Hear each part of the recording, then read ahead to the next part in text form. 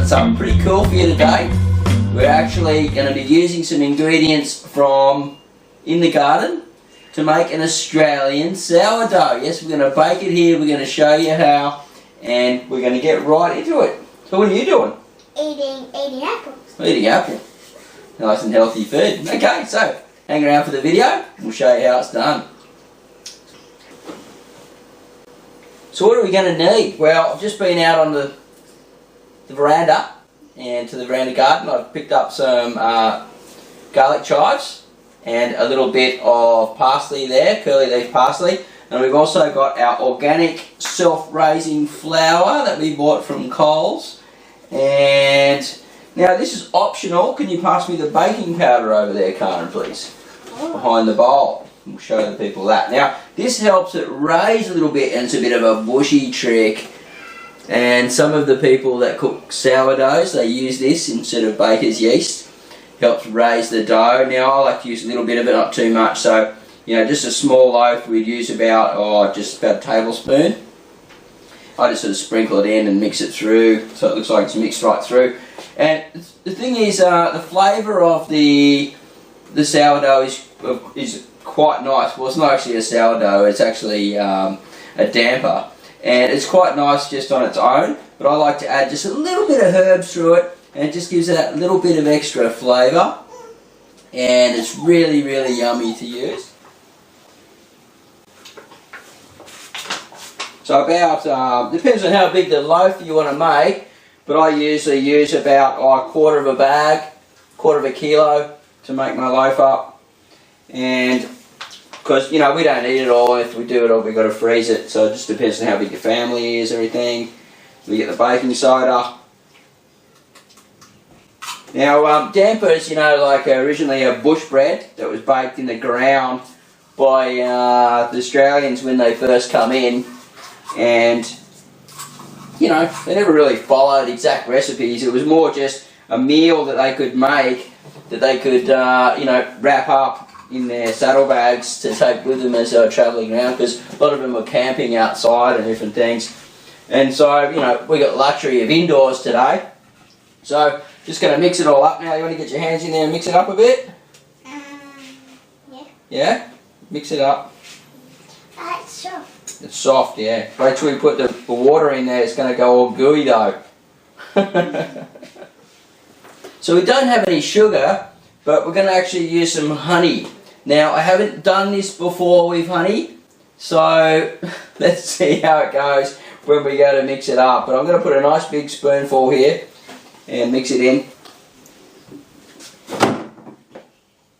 That should be fun. You want to mix that around? Yes. Just hold that like that and go like that around the top. So, yeah, we just want to get a bit of sweetness into the bread. Normally about a good brown sugar is the best one to use, and about a big teaspoonful. I have seen recipes where other people have used honey though. Now, when we're mixing in the water, get a nice big cup and fill it up. You need to mix in the water slowly. The trick, the key is there is you don't want it getting too sticky. If it gets too sticky, it's not going to work. So you just keep adding to it until you get a nice even, well, I think call it a leaven, and then you can start rolling it. So that's what we do. So we've cut up the parsley, the curly leaf parsley, and the garlic chives, and we've made a mix here.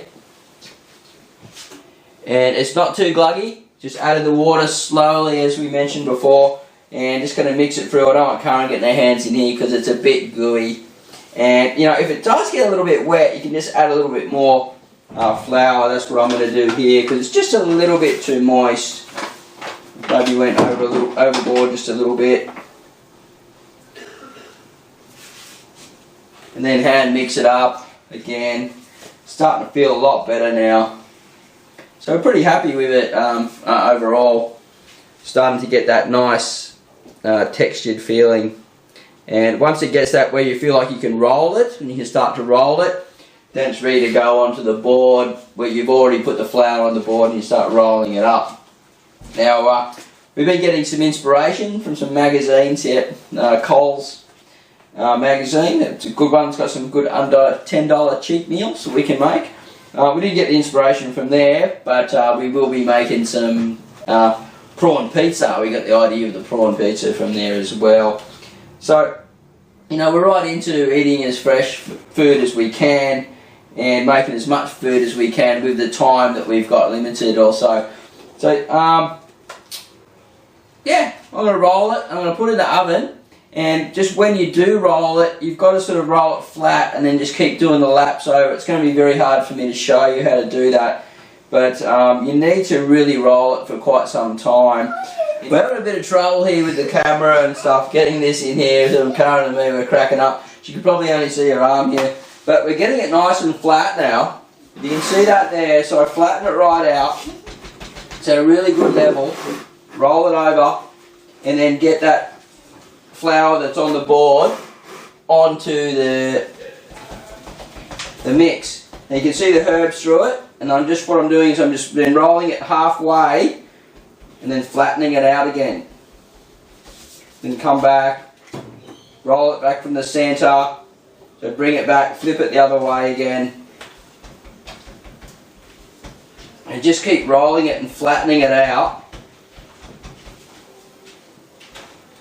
until eventually you roll it and it's getting a really good texture, because remember it's picking up so you can have it something like, if we can get this going here without making too much of a mess. I've done pretty good this time. So you can roll it like that and you can cook it like that, but remember it's got to cook into the center, or you can roll it so it's longer. What are you showing there? That's got enough. That's our Thai food. That's got nothing to do with this. So then you can roll it so it's long and more like an original sort of bread shape. Okay, so we're at the oven. I've got my baking dish. I'm going to spray it with some canola oil just so it doesn't stick. Watch out there, sweetheart. So some important things to remember. The bread has to be even in size right through, not bigger at one end and short at the other. For all you dads out there, you need to make sure this is not sticky underneath. And so you've sprayed it. The oven needs to be on about 200 degrees, 180 to 200.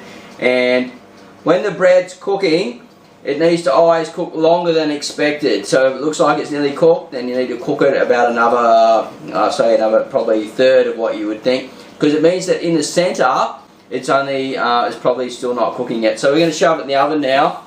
And you know, when you're using the oven, we haven't done it today, but you might want to cook some other things at the same time to save power. So it's pretty hot in there now. Yeah, it's quite warm in there now. Karin's turned it to 30, so we're just going to click it back to 30 now and wait until it's ready to go. Cool.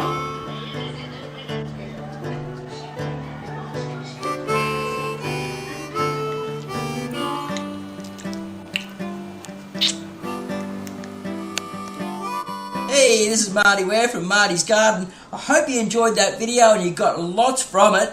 Please share it with your friends, and before you go, subscribe so you can see more videos from Karin and myself, and also click on the link down below once you've done all that in the description box and head over to happyhouseandgarden.com. It's your social site for you. Yes, you can share all your images, you can make a free website as long as it's in the house and garden niche. Share it on Facebook, Pinterest, whatever you like, and have tons of fun along the way. And I'll see you over there because I'm in there every day. Happy gardening.